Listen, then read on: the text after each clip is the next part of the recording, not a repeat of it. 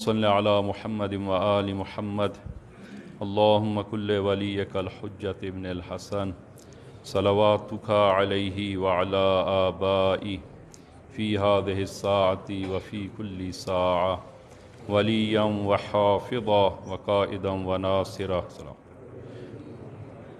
وقائدا وناصرا ودلیلا وعینا حتی تسکنہ ارضک طوعا وتمتعہ فیہا طویلا بحق محمد وآلہ الطاہرین اما بعد اوصیکم ونفسی بتقوی اللہ۔ عزیزان، خطبہ اول میں اپنے آپ کو اور آپ عزیزان کو تقوی الہی کی وصیت کرتا ہوں کہ انشاءاللہ خداوند عالم یہ تقوی ہم سب کو عنایت فرمائے۔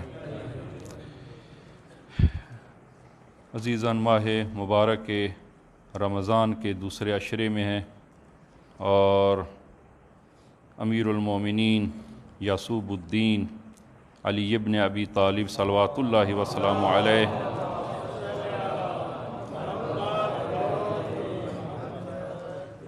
آپ کی شہادت کے ایام میں ہیں اور اپنے مولا و آقا امام زمان روحی و ارواح العالمین لتراب مقدمہ الفدا کی خدمت میں تسلیت عرض کرتے ہیں اور اسی طرح تمام عالم اسلام کو اور بلکہ عالم انسانیت کو اور آپ عزیزان کی خدمت میں تسلیت عرض کرتے ہیں۔ اور یہ روح مقدس کہ یہ ماہ مبارک رمضان اوج سال ہے، سال کا اوج ماہ مبارک رمضان ہے اور ماہ مبارک رمضان کی اوج شبہ قدر ہیں، اور انہی شبہ قدر میں یہ روح متعالی وہ عروج کیا۔ لہٰذا عزیزان، یہ شبہ قدر جو انشاءاللہ جن کے استقبال میں ہیں ہم کہ نہایت استفادہ کیا جائے اور خداوند عالم سے استمداد کی جائے اور اہل بیت سے توسل کیا جائے کہ خداوند عالم یہ شبہ قدر کو درک کرنے کی توفیق ہم سب کو عنایت فرمائے۔ نہایت اختصار کے ساتھ شبہ قدر کے حوالے سے کہ ارشاد خداوندی ہوتا ہے انا انزلناہ فی لیلۃ القدر وما ادراک ما لیلۃ القدر لیلۃ القدر خیر من الف شہر، کہ ہم نے اس قرآن کو شب قدر میں نازل کیا اور آپ کو کس چیز نے بتایا کہ یہ شب قدر کیا ہے؟ شب قدر 1000 مہینوں سے افضل ہے، یعنی 1000 مہینے تقریباً کہ جو 80-82 سال کہ تقریباً انسان کی ایک عمر کہ انسان کی ایک عمر کو اگر وہ عمر کے جو وہ زندگی 80 سال 82 سال زندگی کی جس میں کوئی معصیت نہ ہو، جس میں کوئی گناہ نہ ہو، ایسی زندگی کو ترازو کے ایک پلڑے میں رکھا جائے اور شب قدر کو دوسرے پلڑے میں رکھا جائے تو خداوند عالم فرماتا ہے کہ یہ ایک شب قدر انسان کی کل زندگی سے افضل ہے اور اس سے بہتر ہے۔ اور روایات میں جس طرح کہ وارد ہوا ہے کہ شب قدر میں اس عالم کے مقدرات کی تعیین ہوتی ہے، کل عالم کے مقدرات کی تعیین ہوتی ہے اسی شب قدر میں، اور من جملہ تمام انسانوں کی تقدیر سازی، البتہ بغیر کسی جبر کے کہ اس میں جبر نہیں ہے بلکہ وہ انسان کی موجودہ زندگی کو مد نظر رکھتے ہوئے اور انسان کے اختیار کے ساتھ اس کے امور کو معین کیا جاتا ہے اسی شب قدر میں کہ کون وہ اس دنیا سے اس کی رحلت ہوگی اور کون اس دنیا میں متولد ہوگا اور کس کو رزق ملے گا، کس کے رزق میں برکت ہوگی اور کس کو صحت ملے گی، کون مریض ہوگا، تمام مقدرات وہ اسی شب قدر میں تعیین ہوتے ہیں۔ لہٰذا عزیزان کہ یہ تمام مقدرات عالم کی تعیین کے بعد یہ مقدرات امام زمان عجل اللہ تعالی فرجہ الشریف کی خدمت میں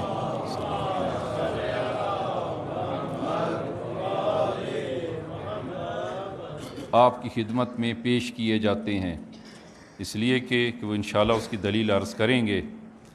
اور یہ شب قدر شب ولایت ہے، اور یہ شب قدر شب ولی خدا ہے، اور ماہ مبارک رمضان میں مہمان اصلی خداوند وہ یہ ولی خدا اور یہ حجت خدا ہیں کہ جو مہمان اصلی ماہ مبارک رمضان، اور اس شب قدر میں مہمان اصلی وہ حجت خدا ہیں اور وہ ولی خدا ہیں، اس لیے کہ وہ ولی خدا اپنی اس اوج روحی، روح کے اس ایسے بلند مقام پر وہ حجت خدا پہنچتی ہے کہ جس کے نتیجے میں تمام عالم ملکوت کو تنزل دیا جاتا ہے اس روح مقدس پر اور اس روح ولی خدا پر، یعنی کہ امام زمان اور وہ حجت الہی اس بلندی روحی پر فائز ہوتے ہیں اس شب قدر میں کہ تمام عالم ملکوت کو وہ تنزل دیتے ہیں اور عالم ملکوت نزول کرتے ہیں۔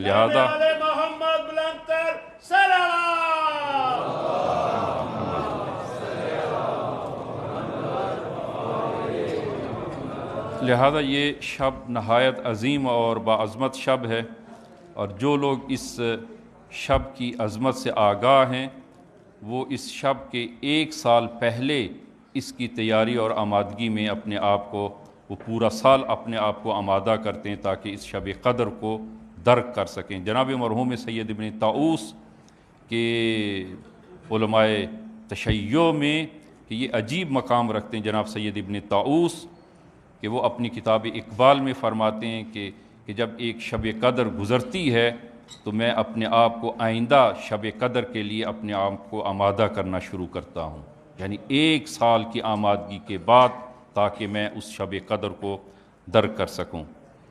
لہذا عزیزاً یہ شب قدر شب ولی خدا ہے، شب حجت خدا ہے اور شب امام زمان ہے، اور روایات میں وارد ہوا ہے کہ اس شب سورہ اپنی نمازوں میں، واجب نمازیں ہوں یا مستحب نمازیں ہوں، اپنی نمازوں میں سورہ قدر کی تلاوت زیادہ کریں اور بیشتر سورہ قدر کو۔ لہٰذا آپ وہ رسالہ عملیہ میں آپ توضیح المسائل وغیرہ میں ملاحظہ فرمائیں کہ فقہا نے وہ نماز کی پہلی رکعت میں الحمد کے بعد سورہ قدر کو مستحب قرار دیا ہے کہ سورہ قدر پڑھیں، اس لیے کہ یہ سورہ قدر سورہ ولایت ہے، یہ سورہ قدر سورہ اہل بیت ہے کہ، اور امام صادق سے یہ حدیث ہے، فرمایا ہمارے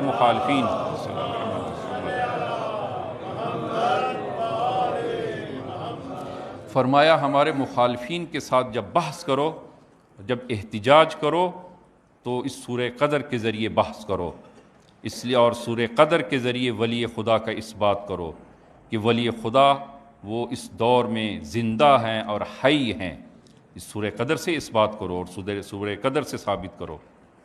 سورہ قدر میں کہاں پر ولایت کا ذکر ہے؟ ظاہری طور پر تو ولایت کا ذکر نظر نہیں آتا۔ معصوم نے فرمایا کہ سورہ قدر کا یہ حصہ کہ تنزل الملائکۃ والروح، کہ شب قدر میں تمام ملائکہ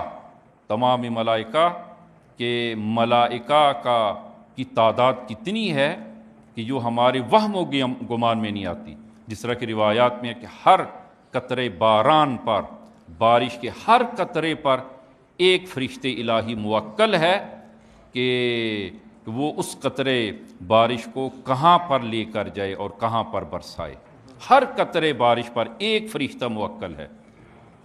یہ فقط جو ہے وہ ملائکہ باران ہیں، اور اس کے علاوہ وہ کتنے ملائکہ ہیں کہ ان ملائکہ کی تعداد کا وہ حصر کرنا وہ ہمارے وہم و گمان میں نہیں ہے۔ اور تمام ملائکہ شب قدر میں نزول کرتے ہیں اس آیہ مبارکہ کے مطابق، تنزل الملائکۃ، تمام ملائکہ عالم ملکوت کے تمام ملائکہ، کہ ان ملائکہ میں کہ وہ ملائکہ کے جو جلیل القدر ملائکہ ہیں اور مقرب ملائکہ، مقرب جس طرح جناب جبرائیل، جناب میکائیل، جناب عزرائیل، جناب میکائیل، تمام ملائکہ، اور اس سے بڑھ کر تنزل الملائکۃ والروح، اور روح کہ جو رئیس ملائکہ ہے اور جو ملائکہ وہ اعظم ملائکہ ہے، یہ تمام کے تمام تنزل کرتے ہیں۔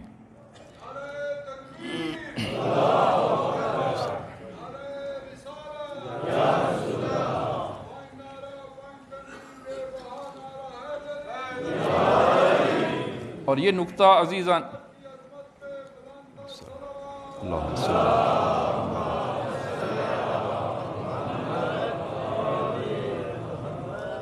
اور یہ نقطہ قابل توجہ ہے کہ یہ تمام عالم ملکوت اور تمام ملائکہ نزول کرتے ہیں، تو عزیزاً یہ کہاں پہ نزول کرتے ہیں؟ کیا ملائکہ بھی وہ پرندوں کی طرح، جس طرح کہ پرندہ پرواز کرتے ہوئے وہ نزول کرتا ہے اور زمین پر آتا ہے، تو کیا ملائکہ بھی اسی طرح پرندوں کی طرح نزول کرتے ہیں اور زمین پر آتے ہیں؟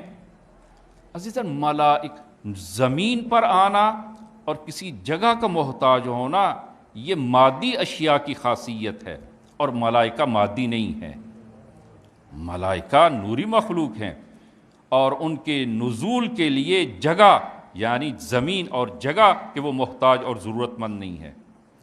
لہذا یہ ملائکہ جب نزول کرتے ہیں تو ان کے نزول کی جگہ خود ان کے متناسب ہونی چاہیے۔ ملائکہ مجرد ہیں، مادہ و مادیات سے مجرد ہیں، اور جب مادہ سے مجرد ہیں تو ان کے نزول کی جگہ کیسی ہونی چاہیے کہ جو مجرد ہو، جو مثل ملائکہ مجرد ہو اور ملائکہ کے متناسب ہو، اس کے مناسب ہو۔ اور رسول گرامی اسلام کے وقت یہ شب قدر، جب شب قدر ہوتی ہے تمام ملائکہ نزول کرتے تھے۔ کہاں پہ نزول کرتے تھے؟ قلب مقدس سے رسول گرامی اسلام پر۔ محمد والے محمد صلوات۔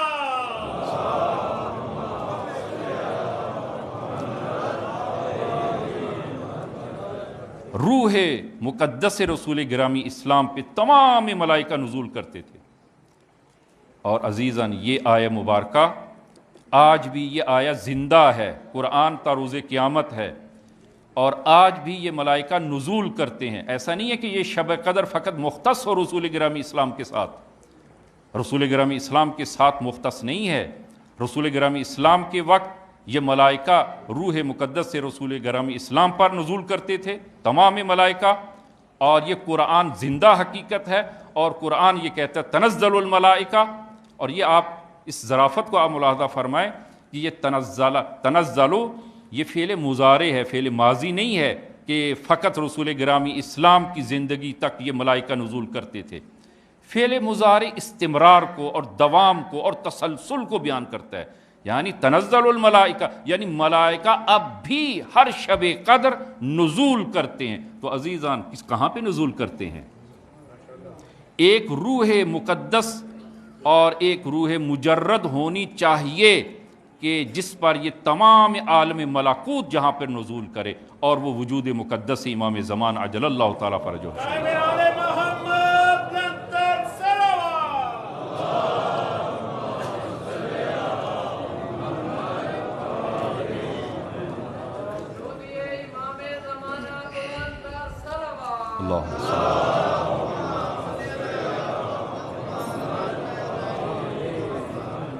عزیزاً یہ ملائکہ تمام امور اور مقدرات کو لے کر امام زمان کی خدمت میں، لہذا ہمارا اسی بنا پر نظریہ ہے کہ لولا الحجہ لساخت الارض باہلہا، اگر حجت الہی نہ ہو یہ زمین ایک لمحے کے لیے باقی نہ رہے، ایک لمحے کے لیے باقی نہ رہے۔ ایک حجت الہی کا ہونا ضروری ہے، اور یہ ملائکہ وہاں پہ نزول کرتے ہیں۔ یہ ملائکہ کیا لے کر آتے ہیں؟ تمام برکات الہیہ کو سب سے پہلے وہ اس وجود مقدس پر نزول دیتے ہیں، نازل کرتے ہیں، اور پھر وہاں سے اس وجود مقدس سے یہ برکات پورے عالم میں تقسیم ہوتی ہیں۔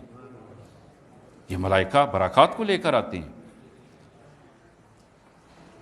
لہذا عزیزان یہ شب قدر یہ شب ولی خدا ہے، یہ شب حجت خدا ہے، اور مہمان اصلی اس شب میں وہ ولی خدا ہیں اور حجت خدا ہیں۔ لہٰذا عزیزان ان شب قدر کو نہایت توجہ کے ساتھ اور خدا و ولی خدا کے ساتھ تمسک سے یہ شب قدر گزاری جائے۔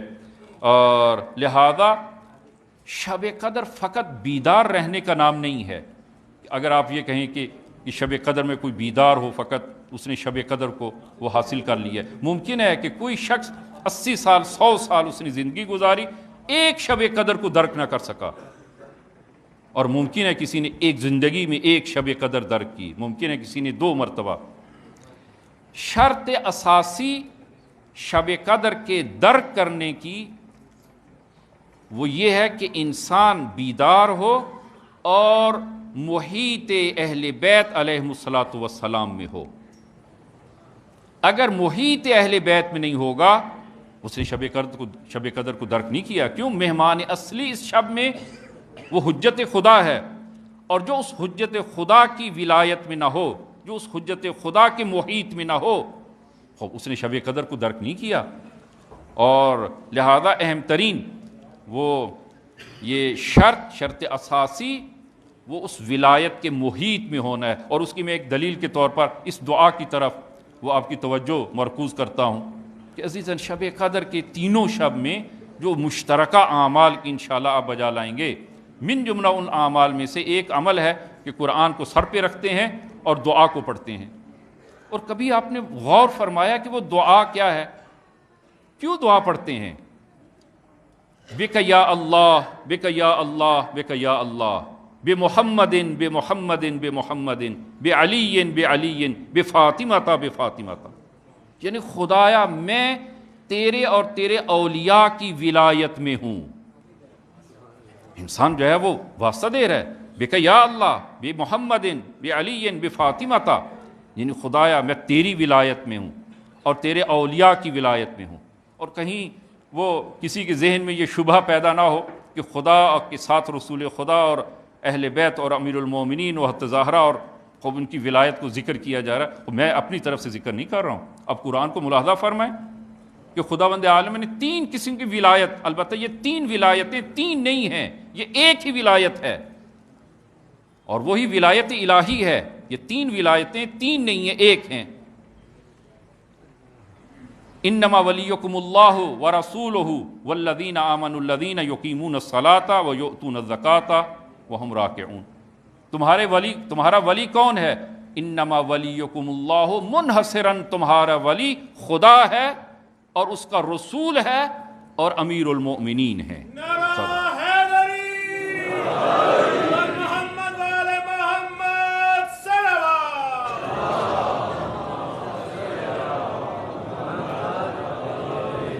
اور یہ تو صریح آیت ہے کہ 3 ولی، البتہ 3 میں نے عرض کیا کہ 3 ولایت در واقع یہ مستقل 3 نہیں ہیں، کہ رسول خدا کی جو ولایت ہے جو اس امت پر وہ وہی ولایت الہیہ ہے، امیر المومنین کی جو اس امت پر ولایت ہے وہی ولایت الہیہ ہے، مستقل نہیں ہے، یہ ایک ہی ولایت ہے۔ اس روئے زمین پر خداوند عالم اگر اپنی ولایت کو اعمال کرتا ہے تو وہ اپنے رسول کے ذریعے اور اپنے اولیاء کے ذریعے اپنی ولایت کا اعمال کرتا ہے۔ لہذا اس لیے فرمایا انما ولیکم اللہ ورسولہ والذین آمنوا الذین۔ لہذا عزیزاً شب قدر اس توجہ کے ساتھ شب قدر کو احیا کریں۔ اور پھر کچھ شواہد اور میں عرض کرتا ہوں۔ عزیزاً اس شب قدر میں ہمیں ولایت کی طرف اور ولی خدا کی طرف ہمیں سوق دیا گیا ہے، ہمیں اس طرف بڑھایا گیا ہے، ہماری توجہ وہ اس طرف مبذول کی ہے، ولی خدا کی طرف۔ اور عزیزاً اگر ولی خدا کی ولایت کو کوئی انکار کرتا ہے، ولی خدا کی ولایت کا اگر کوئی اعتراف نہیں کرتا، ولی خدا کی ولایت کو اگر نہیں سمجھتا، اور وہ معروف دعا کہ جو اس زمان میں کثرت سے اس دعا کے پڑھنے کا حکم ہے اور جس کو اکثر وہ میں ذکر کرتا ہوں، اللہم عرفنی نفسک فإنک ان لم تعرفنی نفسک لم نعرف نبیک، اللہم عرفنی رسولک، خدایا مجھے اپنے رسول کی معرفت عنایت فرما، اور اگر تیرے رسول کی معرفت مجھے نہیں ہوگی تیری حجت کی معرفت نہیں ہوگی، اور خدایا مجھے اپنی حجت کی معرفت عنایت فرما۔ آج کے دور میں حجت کون ہے؟ امام زمان اجل اللہ تعالیٰ فرجہ الشریف حجت الہی ہیں۔ خدایا مجھے اپنی حجت اور امام زمان کی معرفت عنایت فرما، اس لیے کہ اگر امام کی معرفت نہیں ہوگی اس کا نتیجہ کیا ہے؟ زللت عن دینی، خدایا میں اپنے دین سے گمراہ ہو جاؤں گا، میں بے دین ہو جاؤں گا۔ بے دین اور شب قدر میں اسی کی طرف توجہ دی جا رہی ہے، اسی کی طرف توجہ دی جا رہی ہے کہ آپ دعائے افتتاح کو عزیزان، کہ چونکہ ہمارا واسطہ کم ہے، جو ہے وہ دعاؤں سے کم واسطہ ہے، دعائے افتتاح کو جو ماہ مبارک رمضان کی افتتاح میں، اور بلکہ ہر شب جو ہے وہ اس کو پڑھنے کا وہ حکم ہے کہ پڑھیں اس دعائے افتتاح کو۔ مفاتیح الجنان میں وہی ماہ مبارک رمضان کے اعمال کی ابتدا میں یہیں سے ابتدا ہوتی ہے، وہ دعائے افتتاح سے۔ عزیز دعائے افتتاح کو ہم ملاحظہ فرمائیں، دعائے افتتاح کا یک سوم امام زمان کے بارے میں ہے۔ دعائے افتتاح ماہ مبارک رمضان، اور آپ دعائے افتتاح پڑھ رہے ہیں ماہ مبارک رمضان میں، لیکن توجہ کس طرف دی وہ ہماری توجہ کس طرف جو ہے وہ کی جا رہی ہے؟ امام زمان کی طرف۔ میں ایک دو جملے جو ہے وہ آپ عزیزان کی خدمت میں وہ پیش کرتا ہوں۔ اللہم انی اشکو الیک فقد نبینا، خدایا میں رسول خدا کے وہ رحلت کرنے کا، ہم رسول خدا سے محروم ہیں، میں اس محرومیت کی تیری بارگاہ میں شکایت کرتا ہوں۔ اللہم انی اشکو الیک فقد نبینا، خدایا تیرے حبیب اور اپنے رسول کے اس دنیا سے اور ہمارے محروم ہونے کی میں تیری بارگاہ میں شکایت کرتا ہوں۔ وغیبت ولینا، اور اپنے ولی اور حجت الہی کی غیبت کی شکایت کرتا ہوں، ہم سے غائب ہے، میں شکایت کرتا ہوں تیری بارگاہ میں۔ وکثرت عدونا، اور دشمنوں کی کثرت کی شکایت کرتا ہوں۔ وشدت الفتن بنا، اور یہ فتنے اس قدر شدید ہو چکے ہیں خدایا میں تیری بارگاہ میں شکایت کرتا ہوں، امام زمان کی طرف۔ اور اسی طرح شب قدر کے اعمال کو آپ ملاحظہ فرمائیں، شب قدر کے اعمال میں وہ حکم ہے کہ کثرت سے یہ دعا امام زمان اللہم کل ولیک الحجۃ ابن الحسن، کثرت سے اس دعا کو پڑھیں شب قدر میں ولی خدا کی طرف۔ اور آخری نقطہ جو ہے اس ضمن میں عرض کروں کہ عزیزاً، آپ ماہ مبارک رمضان کی جو نمازوں میں جو دعا مستحب ہے کہ کثرت سے آپ یہ دعا کریں، نماز کے بعد جو تعقیبات ہیں اور دعا جو کرتے ہیں، اور ہم تو ہمیشہ اسی دعا کو کرتے ہیں، لیکن بطور خاص ماہ مبارک رمضان کی نمازوں کے بعد اس دعا کی تاکید ہے، یہ دعا مانگے۔ اور وہ دعا جو ہے وہ اللہم ادخل علی اہل القبور السرور، اللہم اغنی کل فقیر، اللہم اشفی کل جائع، اللہم اکسو کل عریان۔ عزیزاً، یہ دعا کب متحقق ہوگی؟ آپ دعا کرتے ہیں اللہم اغنی، اللہم ادخل علی اہل القبور السرور، تمام اہل قبور خدایا ان کو سرور و شادی و خوشحالی عنایت فرما، تمام کو۔ آگا یہ عزیزاً، یہ دعا کب؟ آج تو متحقق نہیں ہے۔ اللہم اغنی کل فقیر، خدایا اس روئے زمین کے تمام فقراء کو غنی کر دے۔ یہ دعا ہم ہمیشہ یہی دعا کرتے ہیں، لیکن یہ دعا پوری ہو رہی ہے؟ یہ دعا کب پوری ہوگی؟ عزیزاً، جب امام زمان عجل اللہ تعالیٰ فرجہ شریف تشریف لائیں۔ سورہ امام زمان بلندر صلوات۔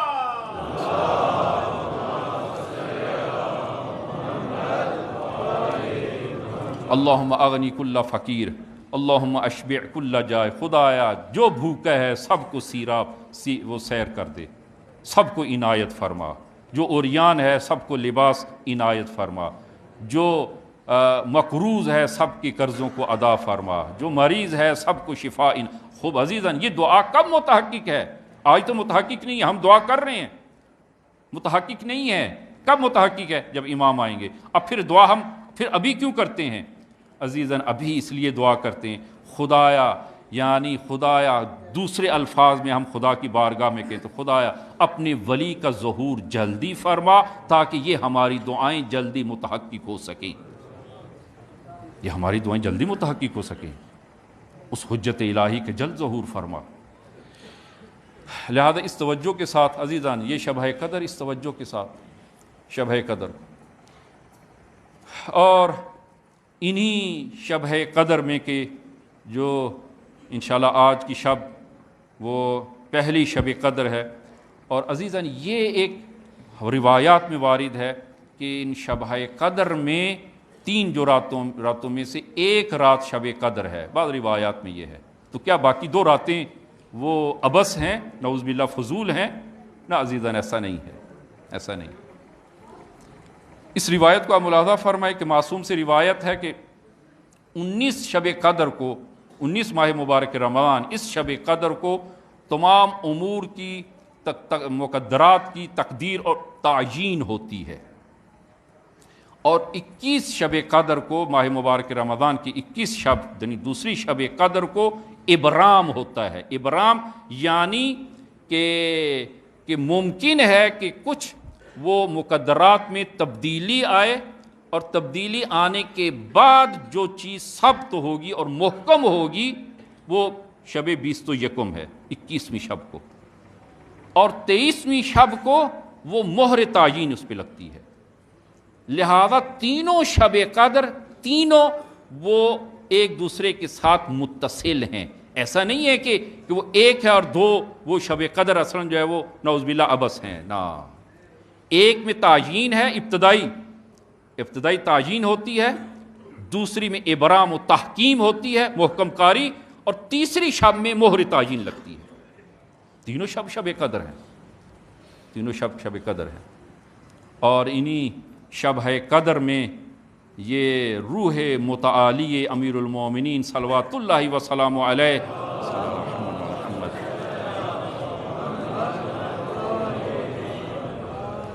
کہ اس روح عالی نے وہ عروج کیا ہے وہ بارگاہ الہی میں۔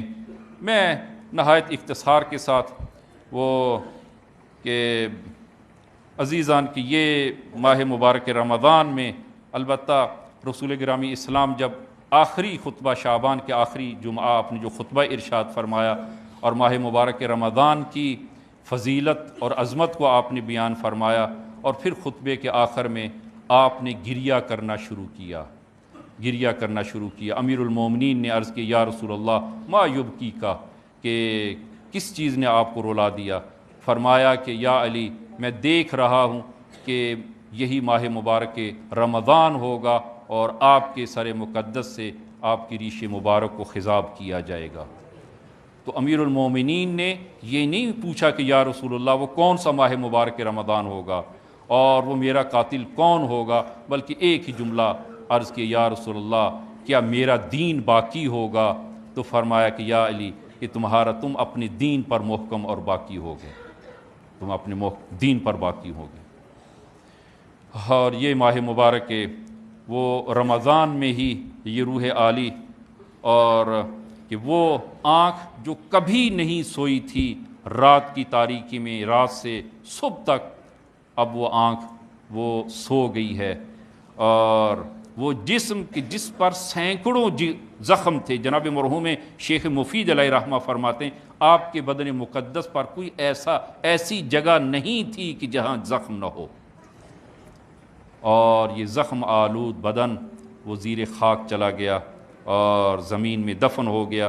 لیکن عزیزان جو امیر المومنین کی فضائل میں آپ عزیزان کی خدمت میں آج وہ کوئی اشارہ نہیں کروں گا، امیر المومنین ان فضائل کی بلندیوں پر فائز ہیں۔ میں جو آپ عزیزان کی خدمت میں عرض کرنا چاہتا ہوں کہ امیر المومنین کا دکھ کیا تھا، امیر المومنین کس دکھ سے اس دنیا سے گئے ہیں، اور امیر المومنین جو معاشرہ اور جو امت چاہتے تھے وہ اس امت کو نہیں پایا، اور اس کی شکایت کی ہے کہ فرمایا غدن ترون ایامی یکشف لکم عن سرائری وتعرفوننی بعد خلو مکانی وقیام غیری مقامی۔ یہ خطبہ نمبر 147 میں اردو والا جو ترجمے والی نہج البلاغہ ہے اس میں خطبہ نمبر 147 فرمایا کہ غدن ترون ایامی، کہ کل تم میرے اس دور کو یاد کرو گے، وَيُكْشَفُ لَكُمْ عَنْ سَرَائِرِ، اور میری نیتیں کھل کر تمہارے سامنے آ جائیں گی، وَتَعْرِفُونَنِي بَعْدَ خُلُوِّ مَكَانِي، اور میری جگہ کے خالی ہو جانے کے بعد اور دوسروں کے میرے مقام پر آ جانے کے بعد تم میری قدر و منزلت کو پہچانو گے۔ ابھی تم میری قدر و منزلت نہیں پہچانتے ہو، میری قدر و منزلت اس وقت تم پہچانو گے۔ اور امیر المومنین نے شکایت کی ہے۔ میں بطور اختصار آپ عزیزان کی خدمت میں عرض کروں کہ امیر المومنین کے دور میں 3 قسم کے گروہ تھے کہ جو امیر المومنین کے مد مقابل کھڑے ہوئے۔ اور امیر المومنین کے ساتھ جنگ کی، امیر المومنین کے ساتھ جنگ کی۔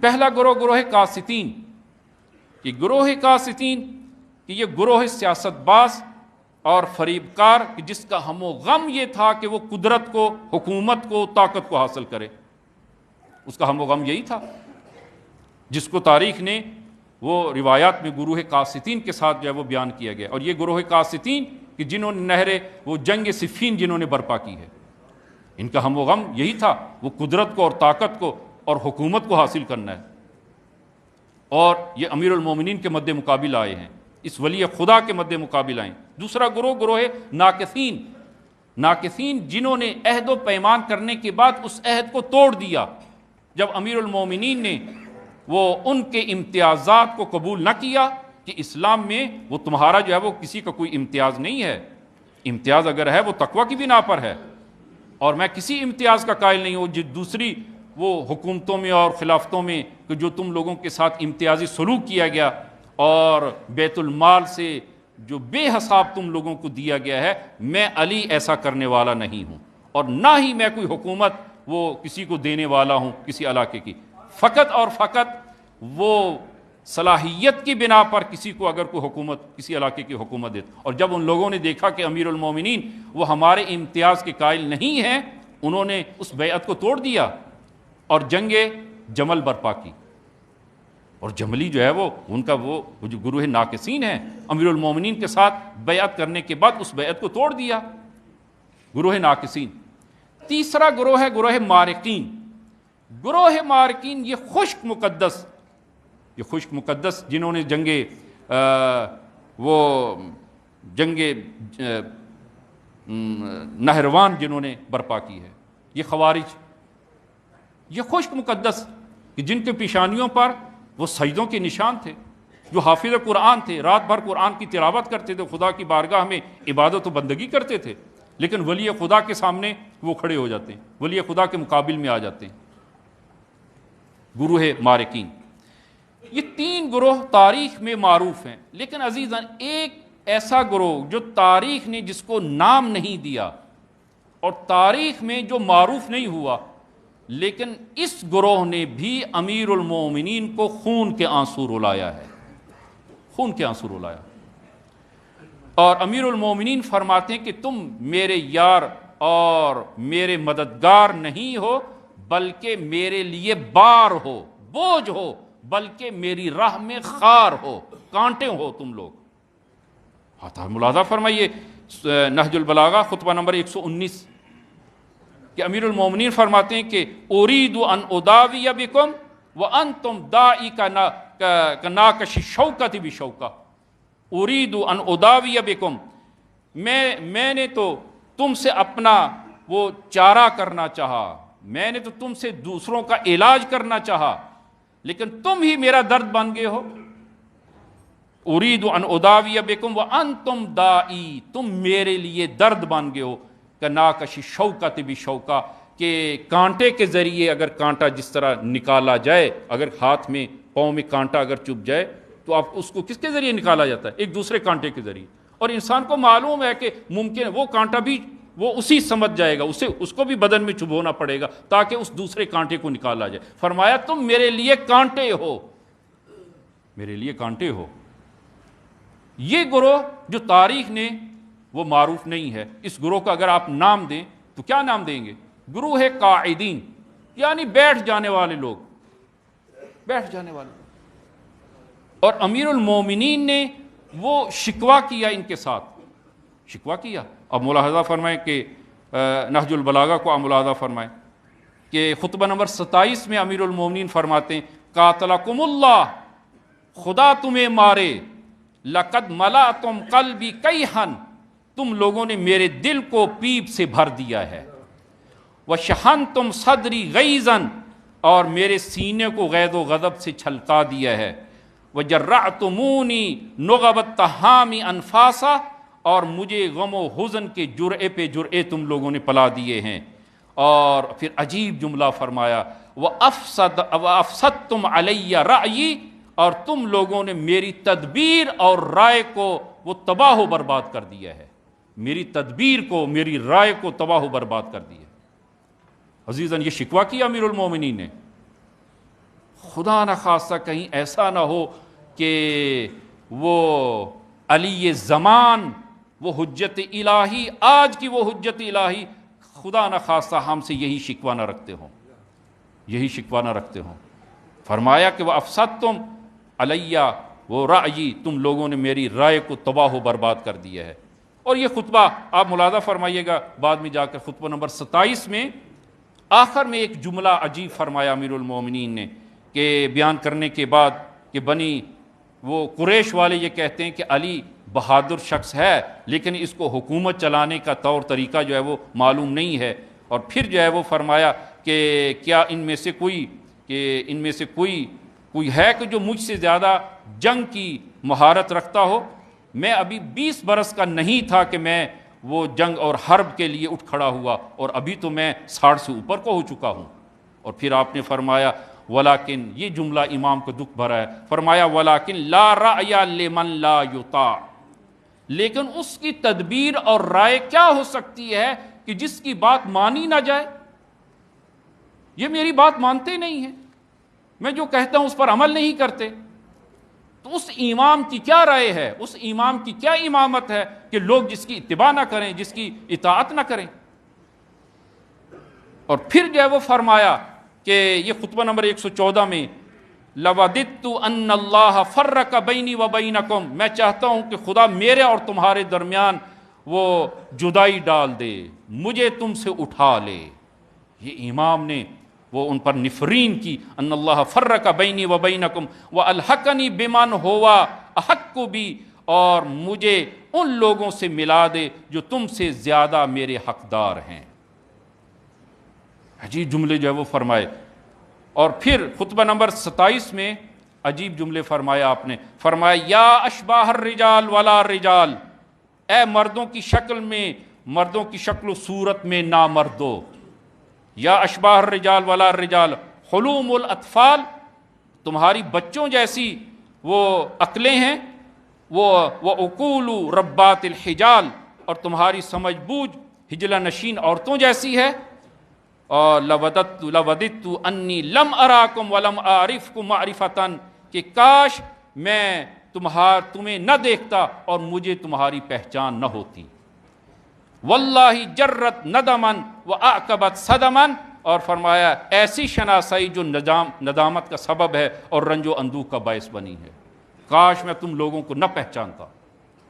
امیر المومنین وہ کس درد کے ساتھ وہ اس امت سے گئے ہیں۔ امیر المومنین کو البتہ اس ضمن میں امیر المومنین نے اپنے وہ خاص اصحاب کو فراموش نہیں کیا، ان کو یاد کرتے تھے، حق و حقیقت جو تھی اس کو یاد کیا آپ نے۔ اور آپ کے وہ معروف جملے فرمایا کہ این عمار این ابن تیہان این ذو الشہادتین، عمار کہاں ہو، ابن تیہان کہاں ہو، ذو الشہادتین خزیمہ کہاں ہو، امام نے یاد فرمایا۔ عزیزان، اگر ایک وہ فقراء اگر ثروت مند اور غنی کے دروازے کو اگر چھوڑ دیں تو نقصان کس کا ہوگا؟ نقصان اس فقراء کا نقصان ہے۔ اگر ایک عالم کو نظر بند کر دیا جائے اور لوگ اس عالم کو کی طرف جانا چھوڑ دیں تو اس میں نقصان کون اٹھائے گا؟ وہ شاگرد نقصان اٹھائیں گے جو اس درس سے اور اس تربیت سے جو محروم ہو رہے ہیں۔ عزیزاً، یہ امت امیر المومنین کی اس تربیت سے محروم ہوگی۔ 25 سال امیر المومنین کو خانہ نشین کیا گیا اور امت کو محروم کیا گیا، امت محروم ہوئی، اور فقط 25 سال امت محروم نہیں ہوئی بلکہ ایک صفر کا اگر آپ اضافہ کریں 250 سال رسول گرامی اسلام کی رحلت کے بعد 11 ہجری سے لے کر 260 ہجری تک لوگ اور امت اس ہدایت سے محروم ہو گئی، اور لوگوں نے جس طرح وہ اہل بیت سے اور ان حجت الہی سے جو ہدایت جس طرح پانی چاہیے وہ ہدایت نہیں پا سکے۔ کس طرح ہدایت نہیں پا سکے کہ معاشرے پر وہ اب ہارون الرشید جیسے لوگ حاکم ہیں اور امام موسیٰ بن جعفر قید میں ہیں اور زندان میں ہیں۔ متوکل جیسے افراد وہ حکومت برسر پیکار ہیں اور حکومت میں ہیں، اور امام جواد جیسے افراد 25 سال کی عمر میں وہ زہر کا پیالہ ان کو پینا پڑتا ہے اور شہادت کا جام نوش کرتے ہیں۔ اسی طرح امام حسن عسکری 28 سال کی عمر میں شہادت پر فائز ہوتے ہیں۔ عزیزاً، وہ معاشرہ جو امیر المومنین چاہتے تھے، امیر المومنین آیا وہ معاشرہ جس معاشرے کی جو تربیت کرنا چاہتے تھے، آیا امیر المومنین کو وہ معاشرہ حاصل ہوا؟ امیر المومنین کو وہ معاشرہ حاصل نہیں ہوا۔ آیا ایسی امت ملی امیر المومنین کو؟ نہیں ملی۔ امیر المومنین کیسی امت چاہتے تھے؟ کیسی امت چاہتے تھے؟ عزیزاً، یہ اہم ترین سوال ہے کہ وہ وقت بھی نہیں رہا کہ میں اس کا تفصیلی جو ہے جواب عرض کروں اور وہ شواہد جو ہے وہ پیش کروں کہ امیر المومنین کیسا معاشرہ چاہتے تھے، معاشرے کی کیسی تربیت چاہتے تھے۔ اور فرق نہیں ہے، آج کا دور بھی وہی دور ہے۔ حجت الہی اگر غیبت میں ہے لیکن امام امام ہے، امت امت ہے، اور امام زمان بھی ویسی ہی امت چاہتے تھے جو امیر المومنین جس امت کی شکایت کرتے ہوئے چلے گئے ہیں۔ امام زمان کو ایسی امت چاہیے۔ تو کیا ہم ایسی امت ہیں امام زمان کی؟ اور وہ اس معاشرے کی اور ان افراد میں کیا صفات ہونی چاہیے کہ جن صفات کی نہ ہونے کی وجہ سے امیر المومنین نے شکایت کی ہے؟ میں فقط جو ہے وہ اختصار کے ساتھ دوسرے خطبے میں ایک دو جملے جو ہے اس ضمن میں انشاءاللہ وہ عرض کروں گا کہ خداوند عالم ہم سب کو توفیق کی عنایت فرمائے کہ امیر المومنین جس امت کی شکایت کرتے ہوئے چلے گئے ہیں، خداوند عالم ہم سب کو ایسی امت سے قرار نہ دے، اور وہ ایک مثالی امت، وہ مثالی افراد اور وہ تشیع واقعی کہ جو امیر المومنین چاہتے تھے، خداوند عالم ہم سب کو وہ ان جیسے افراد میں سے قرار دے۔ بسم اللہ الرحمن الرحیم۔ قل هو اللہ احد اللہ الصمد لم یلد ولم یولد ولم یکن لہ کفوا احد۔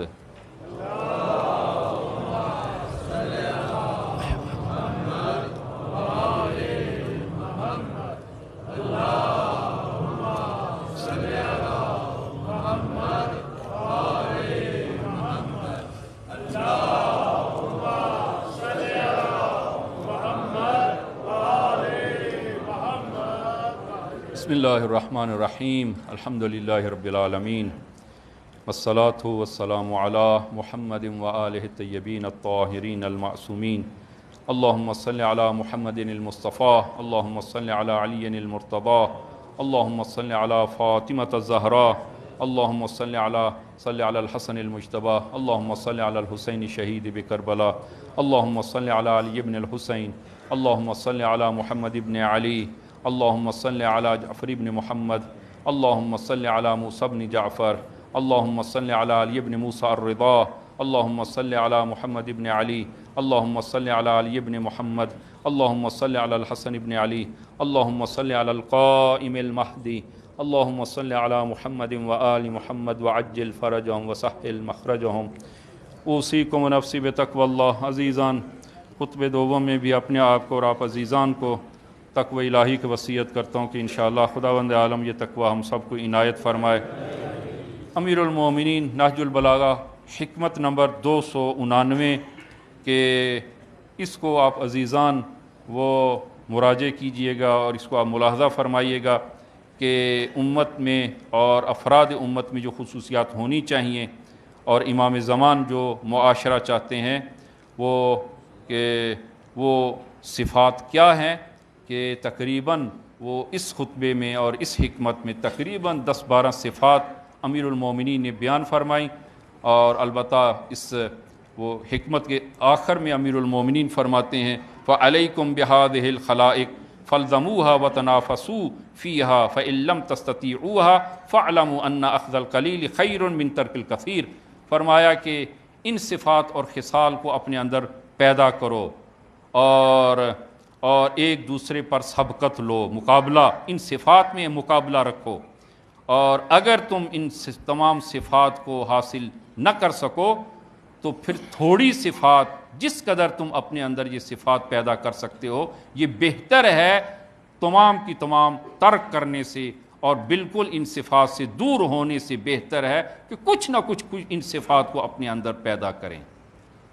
اور پھر جو ہے وہ امیر المومنین نے وہ ان صفات کو بیان فرمایا کہ یہ حکمت کان علی فی ما مضا اخن فی اللہ وکان یعظمہ فی عینی صغر الدنیا فی عینے، فرمایا کہ ماضی میں میرا ایک دینی بھائی تھا اور وہ میری نظروں میں اس وجہ سے اس کی عزت تھی کہ اس میں یہ صفت تھی۔ پہلی صفت فرمایا کہ دنیا اس کی نظروں میں پست و حقیر تھی، پہلی شرط، پہلی خصوصیت۔ اور یہ دینی بھائی کون ہے؟ مفسرین نے اختلاف کیا ہے کہ بعض کہتے ہیں جناب ابو ذر ہیں، بعض کہتے ہیں کہ جناب عثمان ابن مضعون ہیں، اور بعض نے کہا کہ نہ، امام کو کوئی مخصوص فرد جو ہے وہ مراد نہیں ہے بلکہ ایک مثالی بھائی جس میں یہ خصوصیات ہونی چاہیے، اور ایک مثالی دینی بھائی کہ جن سے ایک معاشرہ، دینی معاشرہ وجود میں آتا ہے، ان میں یہ صفات ہونی چاہیے۔ لہذا یہ صفات وہ ہم سب میں یہ ہونی چاہیے، اور امام، آپ کا امام، میرا اور آپ کا امام چاہتا ہے یہ صفات ہم میں ہوں، شیعوں میں یہ صفات ہوں۔ پہلی صفت آپ نے فرمایا کہ صغر الدنیا فی عینے، اس کی نگاہوں میں دنیا حقیر تھی۔ بس پہلی صفت یہ ہے کہ مومن کی دنیا میں، مومن کے نزدیک دنیا حقیر ہو، دنیا پست ہونی چاہیے۔ اور عزیزاً آج جو مشکلات ہیں، عمدہ مشکلات، وہ دنیا پرستی کی وجہ سے ہے۔ امام صادق صلوات اللہ وسلام علیہ فرماتے ہیں کہ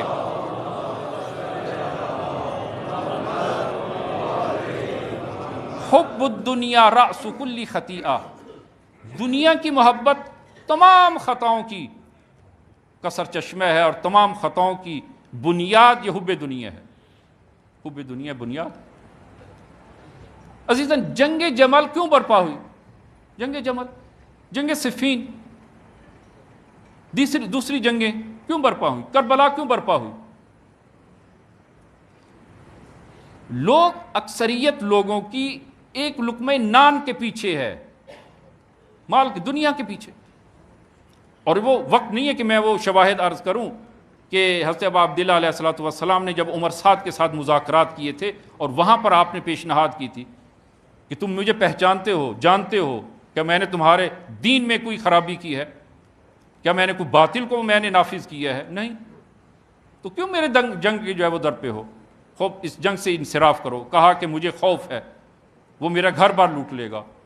خوب امام نے فرمایا میں اپنا بہترین باغ، جو معاویہ کے وہ بہت زیادہ قیمت ادا کرنے کے باوجود وہ میں نے باغ اسے نہیں دیا، میں تمہیں وہ باغ دیتا ہوں، مدینہ میں اچھا گھر دیتا ہوں، تمہاری اور تمہارے بیوی بچوں کی زندگی کی ضمانت دیتا ہوں۔ یہاں تک فرمایا تمہاری اور تمہارے بیوی بچوں کی زندگی کی ضمانت دیتا ہوں، لیکن نہ قبول نہیں کی۔ کیوں؟ حکومت رے، دنیا حکومت رے کی وجہ سے جنگ صفین ہوئی ہے، اسی وجہ سے جنگ جمل ہوئی ہے، اسی کی وجہ سے۔ میں ایک واقعہ فقط جنگ جمل کا وارث کر کے تمام کرتا ہوں کہ جب جملیوں نے بصرہ پر حملہ کیا اور بیت المال کا دروازہ کھولا، اور جب ان کی نگاہیں سونے اور چاندی پر پڑی تو ایک جملہ کہا، انہوں نے کہا کہ آج ہم کامیاب ہو گئے، ہم کامیاب ہو گئے۔ اور جب امیر المومنین نے بصرہ پر حملہ کر کے بصرہ کو واپس لیا، امیر المومنین بھی اسی بیت المال میں داخل ہوتے ہیں، بیت المال میں داخل ہوتے ہیں، اور جب آپ کی نگاہ اس چاندی اور سونے پر پڑی، فرمایا یا بیضا و یا صفرا غری غیری، اے زرد اور اے سفید، یعنی اے سونا اور چاندی، کہ تم علی کو دھوکہ نہیں دے سکتے ہو، علی کے غیر کو دھوکہ دو۔ امیر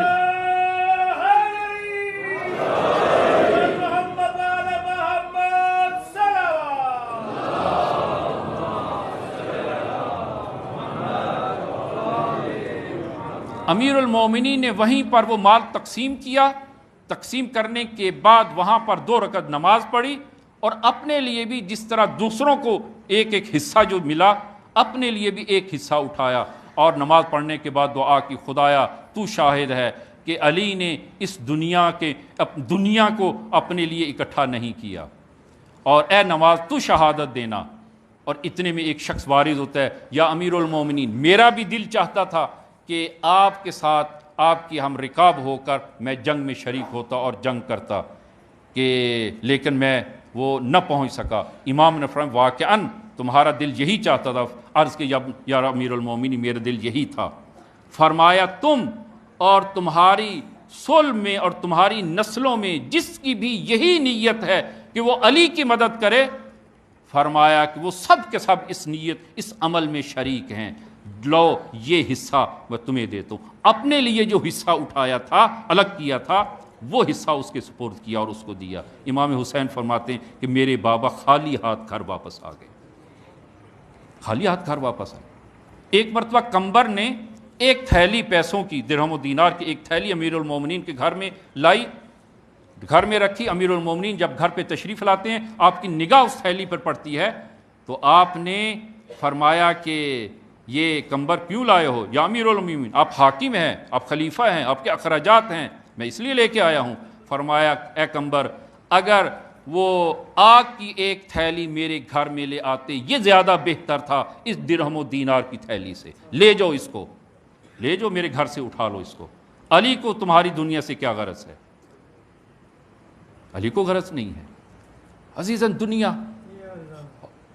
ہم کہیں گے کہ عزیزاً ہم بھی تو ایسا ہی ہے، ہم تو دنیا پرست نہیں ہے۔ میں ایک مثال دیتا ہوں تاکہ ہم اپنے آپ کو پہچانیں عزیزاً، اپنے آپ کو پہچانیں۔ آج جنگ تو نہیں ہے، آج وہ حالات نہیں ہے، لیکن کیا امیر المومن دنیا پرست ہیں یا نہیں ہیں؟ دنیا پرست ہیں، دنیا پرست ہیں۔ خداوند عالم نے جو حقوق واجب کیے ہیں ادا کر رہے ہیں، زکوٰۃ واجب ہے ادا کر رہے ہیں، خمس واجب ہے ادا کر رہے ہیں، انفاق جو لازم ہے انفاق کر رہے ہیں؟ نہیں کر رہے۔ وہی ہے، وہی جو خداوند عالم نے مال دیا ہے، اسی میں سے جو خدا کہتا ہے کہ اپنے مال کو میری راہ میں اتنا حصہ فلاں صورت میں جو ہے وہ ادا کرو، کیا ہم کر رہے ہیں؟ کیوں نہیں کر رہے؟ وہ انشاءاللہ اس پر میں کبھی عرض کروں گا۔ فقط یہی خوف ہے، فقر کا خوف۔ میں اگر اتنا مال جو ہے وہ ادا کروں گا تو فقیر ہو جاؤں گا، کہاں سے کھاؤں گا، اور آخر عمر میں وہ میرا کیا بنے گا؟ فقر کا خوف ہے۔ یہی دنیا پرستی ہے، یہی دنیا پرستی۔ اور عزیزاً دوسرا جملہ جو ہے وہ کہ وہ بہت ساری چیزیں میں چھوڑ رہا ہوں، ایک آخری جملہ جو ہے وہ دوسری صفت فرمائی، وَكَانَ خَارِجًا مِن سُلطان بطنے۔ فرمایا کہ میرے اس دینی بھائی کی دوسری صفت یہ ہے کہ وہ اسیر شکم نہیں ہے، اسیر شکم نہیں۔ وَكَانَ خَارِجًا مِن سُلطان بطنے، وہ اپنے بطن کی وہ تسلط سے خارج ہے، اس کی اسارت سے خارج ہے، خالی ہے، وہ اپنی شکم کا اسیر نہیں ہے۔ اور اس واقعے کو آپ ملاحظہ فرمائیں کہ امام مجتبیٰ فرماتے ہیں کہ امیر المومنین کا کافی عرصے سے دل چاہتا تھا کہ وہ کباب، جگر کو کباب کر کے کھائیں، اور بلاخر جو ہے وہ امیر المومنین نہیں معلوم کتنا عرصہ جو ہے وہ آپ نے جگر کباب کر کے نہیں کھایا، بہت دل چاہا آپ کا۔ فرمایا امام حسن فرماتے ہیں کہ خوب حالات کچھ مساعد ہوئے اور ہم نے جو ہے وہ ایک جگر مہیا کیا، جگر لے کر آئے، اس کو کباب کیا تاکہ امیر المومنین کی خدمت میں وہ پیش کریں اور دیں کہ اتنے میں کچھ فقراء آتے ہیں امام کی خدمت میں اور عرض کرتے ہیں یا امیر المومنین لگتا ہے کہ آج جگر کباب کیا، وہ جگر کباب کیا ہے، اس کی خوشبو آ رہی ہے۔ امام نے سب کو دعوت دی اور سارے کے سارا وہ جگر ان کے سامنے پیش کر دیا، ان کو دے دیا۔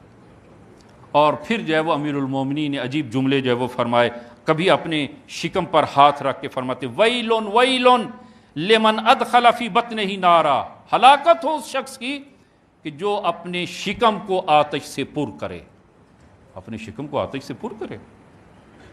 اور یہ آخری جملہ امیر المومنین کا، رسول گرامی اسلام سے یہ وہ حدیث ہے اسی مضمون میں، اور امیر المومنین سے یہ حدیث ہے، فرمایا من کانت ہمتہ ما یدخل بطنہ، فرمایا اگر جس شخص کی ہمت اس کا بطن ہے، جس کا ہم و غم اس کا پیٹ ہے، اس کا ہم و غم اس کا پیٹ ہے، اس انسان کی عظمت، اس انسان کی قیمت، اس انسان کی ارزش کیا ہے؟ فرمایا کانت قیمتہ ما یخرج من بطنہ، اس شخص کی قیمت وہی ہے جو اس کے شکم سے نکلتا ہے۔ اس انسان کی یہی قیمت ہے، اس انسان کی یہی قیمت ہے۔ لہذا فرمایا کہ دوسری صفت میرے اس دینی بھائی کی یہ ہے کہ وہ اپنے شکم کا اسیر نہیں ہے، اور یہ بہت بڑی اسارت ہے۔ اور اس شکم کی اسارت کے نتیجے میں انسان کیا کرے کہ امیر المومنین کی وہ ان بیان کردہ ان صفات کو جو ایک امت میں اور افراد میں ہونی چاہیے، خداوند عالم ہم سب کو وہ عنایت فرمائے۔ خدایا بحق امیر المومنین، امیر المومنین کی وہ ولایت ہم میں اور ہماری نسلوں میں تا روز قیامت اس ولایت پر ہم سب کو ثابت قدم فرما۔ خدایا بحق زہرا، بحق امام زمان جو مومنین مریض ہیں شفائے کامل عنایت فرما۔ ہمارے نوجوانوں کو دین و دنیا میں کامیاب اور موفق فرما۔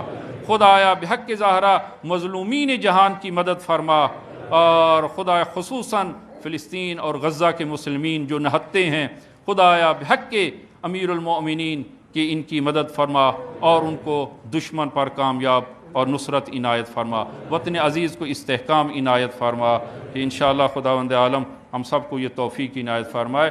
اور ہمارے عزیزان کچھ رہبر ایجوکیشن سسٹم سے بھی انشاءاللہ تشریف لائے ہیں، اور عزیزان سے انشاءاللہ وہ تعاون کی جو ہے وہ اپیل ہے۔ بسم اللہ الرحمن الرحیم، انا اعطیناک الکوثر صلی لربک ون